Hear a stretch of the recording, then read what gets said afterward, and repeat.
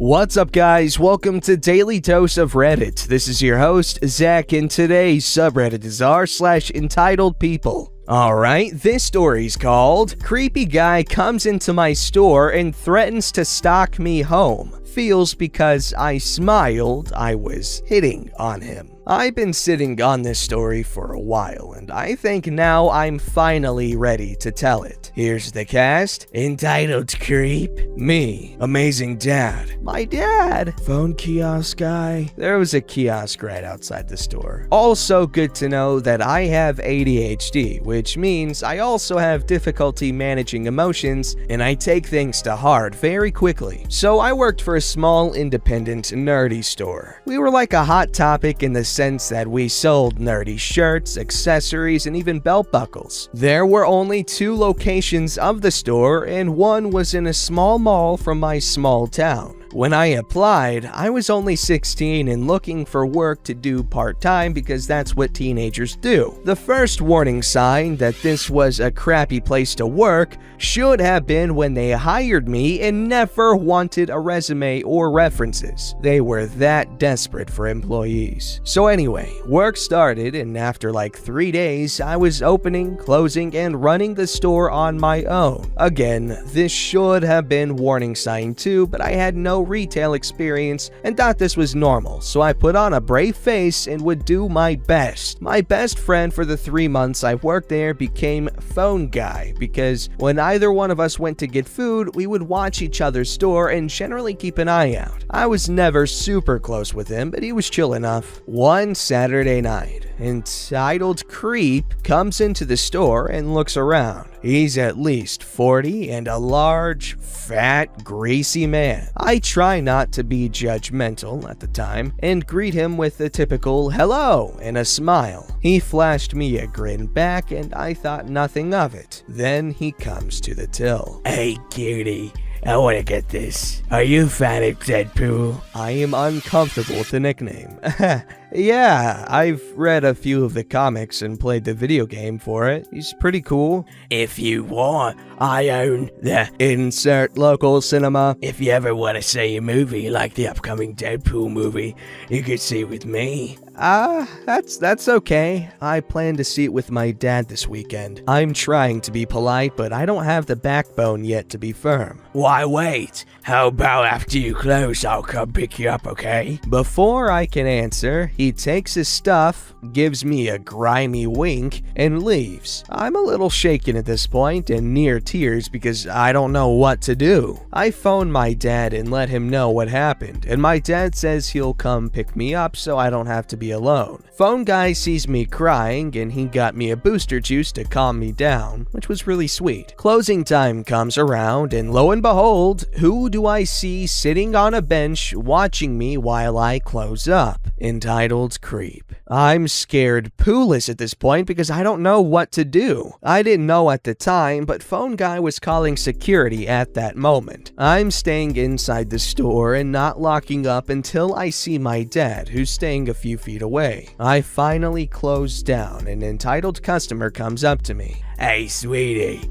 ready to see the movie? I freeze in fear as I don't know what to say. My dad walks up behind me. My dad is a big guy. He's a no bullcrap kind of dude with others, but very protective of me. Excuse me, can you leave her alone? Hey, the frick are you? I'm taking it to a movie. Nothing harmful. And I'm her father, and you will leave her alone. She's coming with me. If you don't let her come with me, I'll fire you until she agrees to come with me. I don't remember a whole lot, but security finally comes up and gets involved. My dad is yelling at this point, and I'm horrified about what's going to happen. Security eventually tells him he needs to leave me alone. As he's walking away, he yells out, "That little Lucy smiled at me. She wanted to be hit on. Thinking feminist plays hard again gets mad when guys take action." My dad helps escort me home, and I arrived at work the next day to announce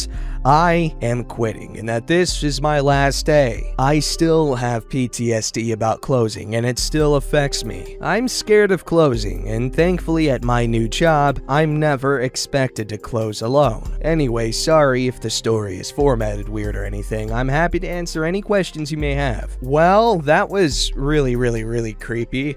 Guys, if you're trying to like pick up a girl while she's at work, first of all, you have to consider the possibility that not every girl wants to be hit on at work or just in general. But if you do want to hit on a girl while she's at work, just don't be creepy, man. There are ways to hit on someone without being creepy and creeping them out. The way this guy did it was not that.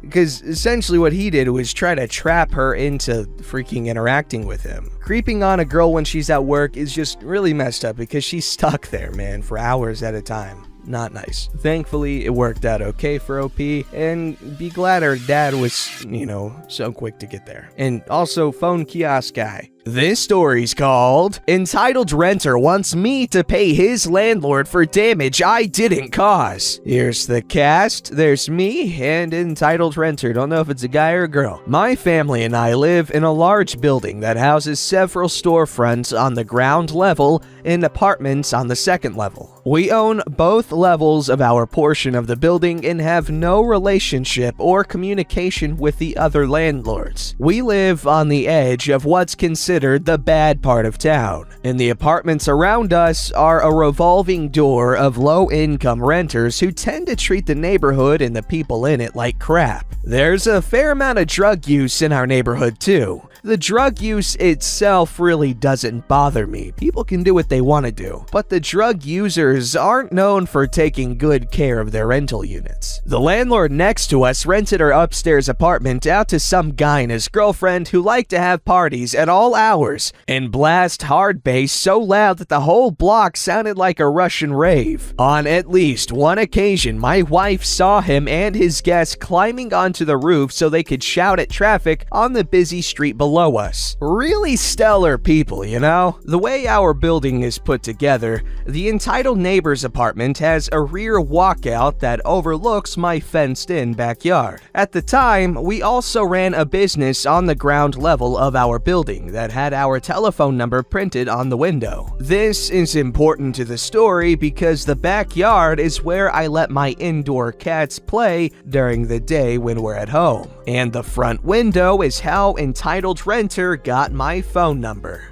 So, one day, I get a knock on the door. Entitled Renter is furious because he says that my cat is constantly escaping my yard and climbing up into the soffit fascia above his back door on the rear walkout that overlooks my yard. It's no surprise that he knows I have cats, and he knows what they look like because he can see them in my yard when he's coming and going. Then he says that his landlord is charging him $500 to pay for the repair, and since it's my cat that did the damage, I have to pay him for the cost of the repair. I really didn't believe that my cat was doing this damage. I'm sorry to hear you're having this trouble, but I really don't think my cat did this to your building. Well, he flipped his lid and started screaming and shouting. I finally told him, pics or it didn't happen. He rage quit the conversation and went away. Later that same day, a police officer shows up at my door. Apparently, Entitled Renter thought he could file a complaint and get the police officer's help to mediate a solution. The police officer took a picture of my cats, and the Entitled Renter looked at the picture and swore that's the animal that was causing the damage. But he knows what my cat looks like because he can see them from his yard. The police officer says that he really thinks the damage is being caused by raccoons, which is a likely explanation. But I also suspect that he damaged the soffit fascia thing while climbing onto the roof while high. Nothing could be done, so the officer left. At any rate, this should be covered by his security deposit. And why isn't his landlord the one talking to me instead of him? The next day, I started getting crank calls from anonymous numbers. One guy claimed he saw me hit his car in a parking lot, and another guy said he's been stealing our mail. I laughed at all those callers and told them to get lost. Entitled Renter comes back a few days after that and says that my cat is tearing up the soffit fascia of his apartment at all hours, and if I don't pay, then he's going to put out traps, catch my cat, and then take it to the pound to be euthanized. I said that it's his property, so he can do whatever he wants. But at this point, I'm dead tired of his bullcrap. I told him that my phone number is on the front window and I want him to call me at any hour of the day, no matter what time it is, the very next time he sees or hears my cat damaging his apartment. He huffs off and I look forward to the next phone call. Fast forward a few days and the whole family is going to a barbecue party at a friend's house. We brought the cats inside, locked the house, and left around 3:45 to help with setup. And we came back home at around 10 p.m. after a long day of food and drinks. We never let our cats out at night, so that means that they were inside from 3 p.m. and were still inside the next morning. I got a phone call from Entitled Renter who says that my cat was at it again last night. Oh, I'm really sorry to hear about that.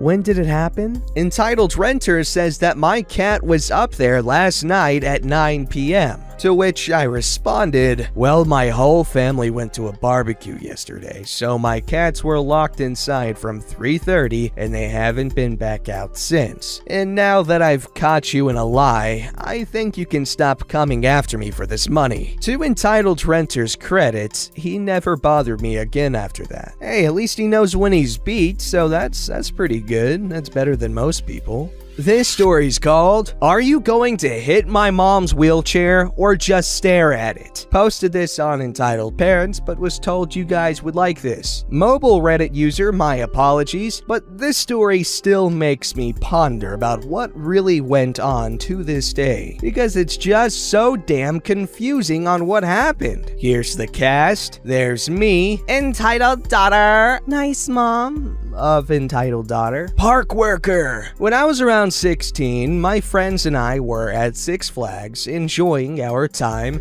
and we had been at the park all the way to the very end of the day. We rode this huge roller coaster, and as we got off, we asked this nice park worker if we could ride again without having to go all the way around the building again. There was no line, so it didn't really matter, and he said sure. We would just have to wait on the other side of the exit gate, which was nearby. As we go to the exit gate, there's the nice mother in a wheelchair and the entitled daughter. There were a few people standing around, also waiting for the ride. Now, the way the gate worked, it opened outwards. So as we tried to open the gate, we could barely squeeze through because of the wheelchair making it impossible to open. I didn't think much of this because it must be difficult to be in a wheelchair to begin with. I cannot be bothered by someone just existing in a wheelchair. However, as we tried to close the gate, my foot tapped the wheel as we went to squeeze through, and I gave a quick smile. She returned it and said sorry, keeping my eyes on the wheel to make sure I wouldn't bump into her again, making sure my friends watched out too. But Entitled Daughter, who was about 25 to 30, felt differently about the situation. Are you going to hit the wheelchair or stare at it, or both?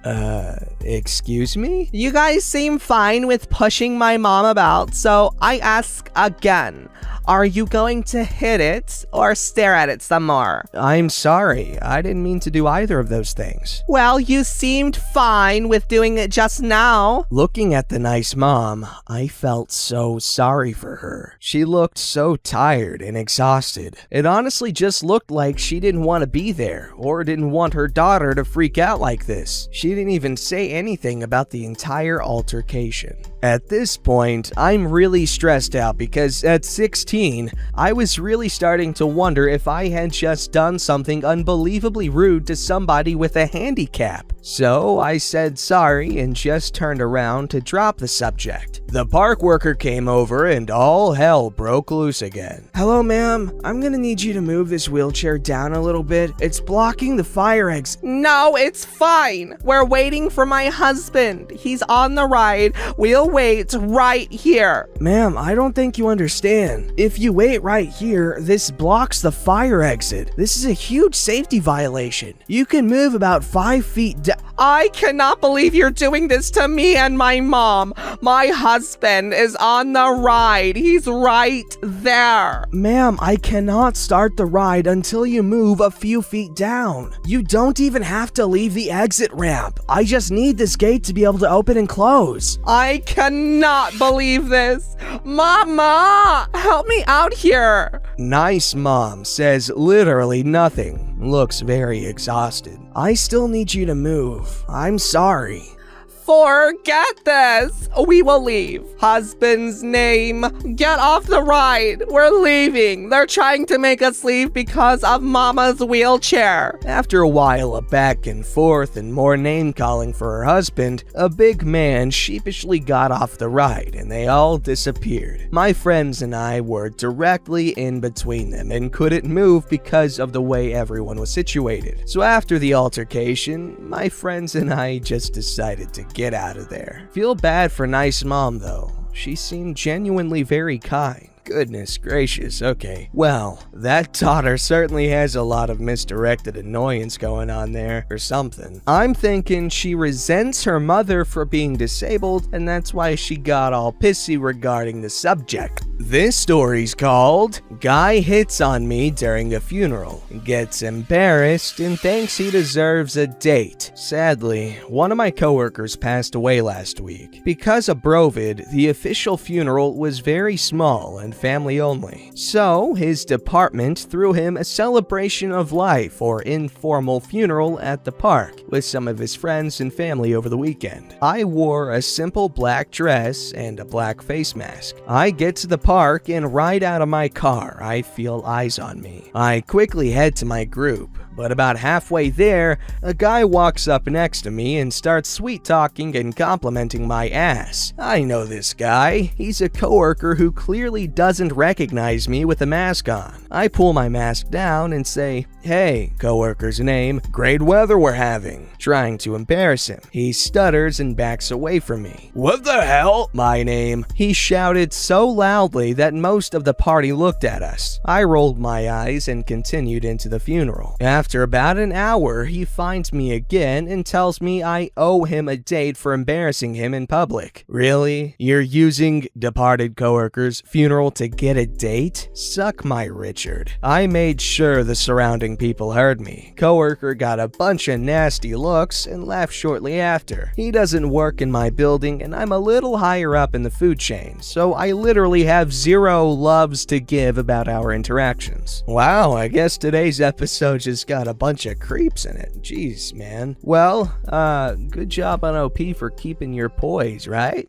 Don't forget to like, subscribe, and hit that bell to never miss an episode.